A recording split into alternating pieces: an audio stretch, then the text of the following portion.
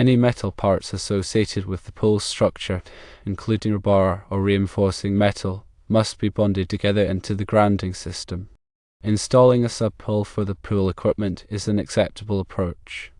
The pool pump must be GFCI protected. The salt generator must also be GFCI protected. The subpanel itself does not need to be GFCI protected.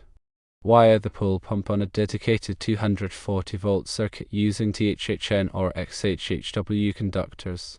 Install a disconnect switch within sight of the pump. Wire the salt generator on a dedicated 240-volt circuit using THHN or XHHW conductors. Install a disconnect switch within sight of the generator. Install the subpanel in a waterproof enclosure and wire it from the main panel using THHN or XHHW conductors. Ensure that all electrical equipment and wiring are installed according to local code requirements and industry standards, specifically the 2017 National Electrical Code, also known as the NEC. Install the subpanel and equipment in a dry and accessible location. Use conduit or cable tray to protect the wiring from damage. Consider installing a lightning protection system for the pool area. Have the electrical installation inspected by a qualified electrician. When dealing with electrical installations near water, safety is paramount. Firstly, it's crucial to understand the NEC requirements for bonding and grounding of pool components.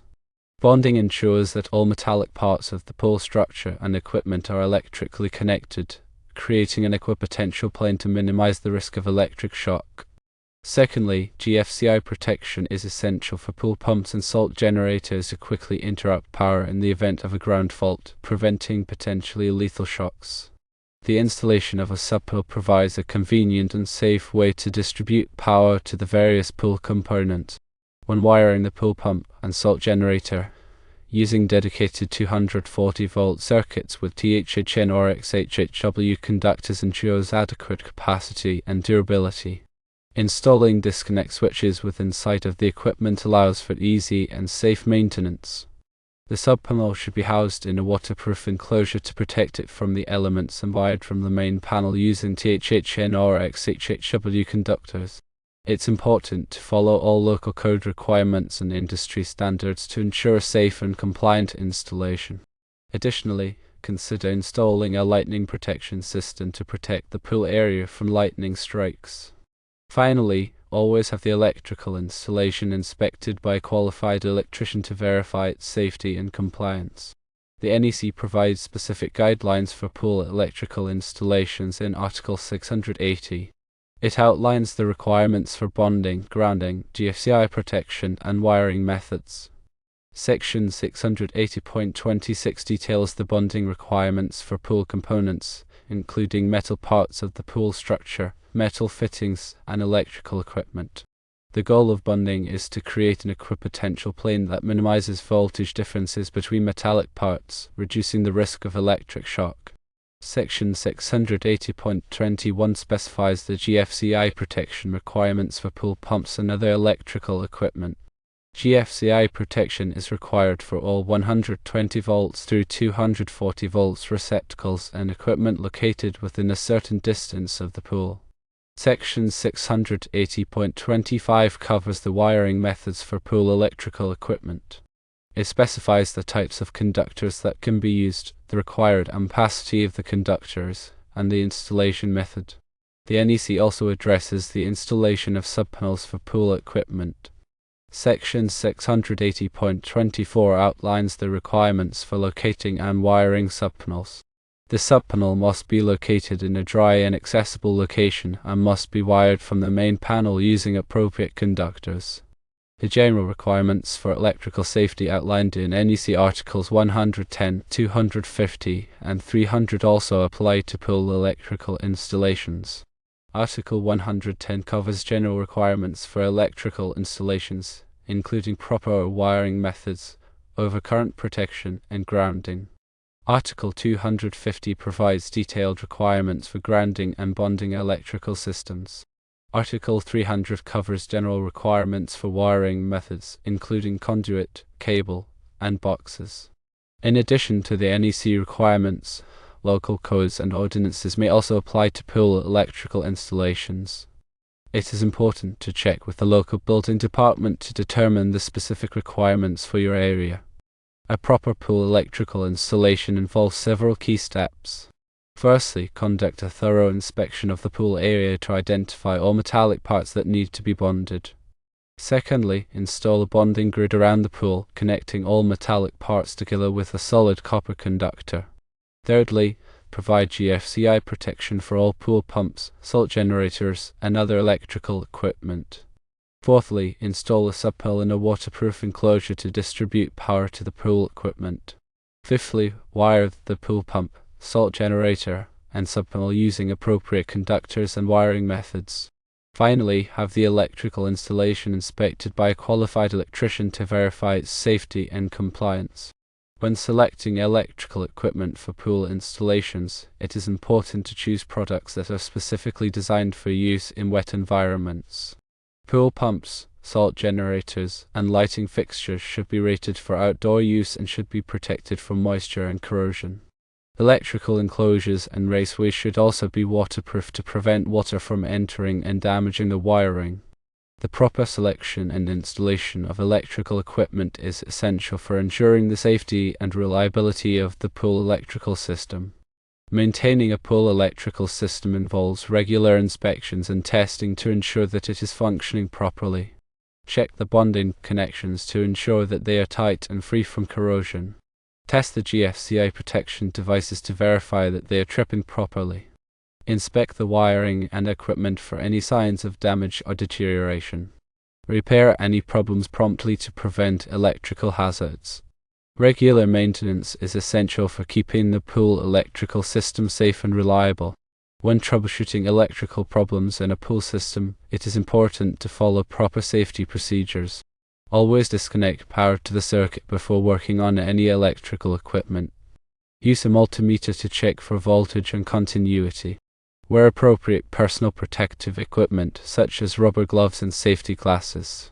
If you are not comfortable working with electricity, contact a qualified electrician for assistance. Proper troubleshooting techniques can help you identify and resolve electrical problems quickly and safely. When upgrading a pool electrical system, it is important to consider the existing wiring and equipment. Determine whether the existing wiring is adequate for the new equipment. Replace any undersized or damaged wiring. Upgrade the overcurrent protection devices to match the new equipment. Ensure that all new equipment is properly grounded and bonded. Upgrading a pool electrical system can improve its safety and efficiency. Understanding the NEC requirements for pool electrical installations is crucial for ensuring the safety of swimmers and preventing electrical hazards. By following the guidelines outlined in Article 680, electricians can install and maintain pool electrical systems that are safe, reliable, and compliant with all applicable codes and standards. Remember to consult with a qualified electrician for any questions or concerns regarding pool electrical installations. Proper bonding and grounding are critical for preventing electrical shock hazards around swimming pools. Bonding involves connecting all metallic parts of the pool structure and equipment together with a solid copper conductor. This creates an equipotential plane, which minimizes voltage differences between metallic parts and reduces the risk of electric shock. Grounding provides a path for fault current to flow back to the source, tripping the overcurrent protection device and energizing the circuit. Both bonding and grounding are essential for ensuring the safety of swimmers and preventing electrical accidents. GFCI protection is another important safety measure for pool electrical systems. A GFCI, or ground fault circuit interrupter, is a device that monitors the current flowing in a circuit and quickly interrupts the power if it detects a ground fault. A ground fault occurs when current leaks from a circuit to ground, which can happen if someone touches a live wire or if there is a short circuit. GFCI protection is required for all 120 volts through 240 volts receptacles and equipment located within a certain distance of the pool. Installing a subpanel for pool equipment provides several advantages. It allows for a dedicated power source for the pool equipment, which can prevent overloading the main electrical panel. It also provides a convenient location for disconnecting power to the pool equipment for maintenance or repairs. The subpanel should be housed in a waterproof enclosure to protect it from the elements and wired from the main panel using appropriate conductors. Wiring the pool pump and salt generator requires careful attention to detail. Use dedicated 240-volt circuits with THHN or XHHW conductors to ensure adequate capacity and durability. Install disconnect switches within sight of the equipment to allow for easy and safe maintenance. Properly size the conductors and overcurrent protection devices to match the equipment's requirements. Follow all NEC requirements for wiring methods and grounding. Maintaining a pool electrical system involves regular inspections and testing to ensure that it is functioning properly. Check the bonding connections to ensure that they are tight and free from corrosion. Test the GFCI protection devices to verify that they are tripping properly. Inspect the wiring and equipment for any signs of damage or deterioration. Repair any problems promptly to prevent electrical hazards. Regular maintenance is essential for keeping the pool electrical system safe and reliable. The 2017 NEC provides specific requirements for pool electrical installations in Article 680. This article covers everything from bonding and grounding to GFCI protection and wiring methods. It is important to familiarize yourself with the requirements of Article 680 before installing or maintaining a pool electrical system.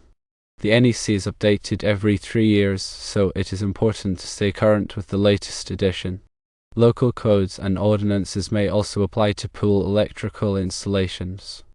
It is important to check with the local building department to determine the specific requirements for your area. Local codes may be more stringent than the NEC requirements, so it is important to comply with both. Ignoring the electrical safety requirements for swimming pools can have serious consequences. Electrical shock hazards can cause serious injury or even death. Failure to comply with electrical codes can result in fines and penalties. It is important to take pool electrical safety seriously and to follow all applicable codes and standards. When working with electricity, it is important to follow proper safety procedures. Always disconnect power to the circuit before working on any electrical equipment. Use a multimeter to check for voltage and continuity. Wear appropriate personal protective equipment, such as rubber gloves and safety glasses. If you are not comfortable working with electricity, contact a qualified electrician for assistance. Following proper safety procedures can help prevent electrical accidents and injuries. The information provided in this guide is for informational purposes only and should not be considered a substitute for professional advice. Always consult with a qualified electrician before installing or maintaining a pool electrical system. A qualified electrician can assess the specific requirements of your pool and provide guidance on how to ensure its safety and compliance.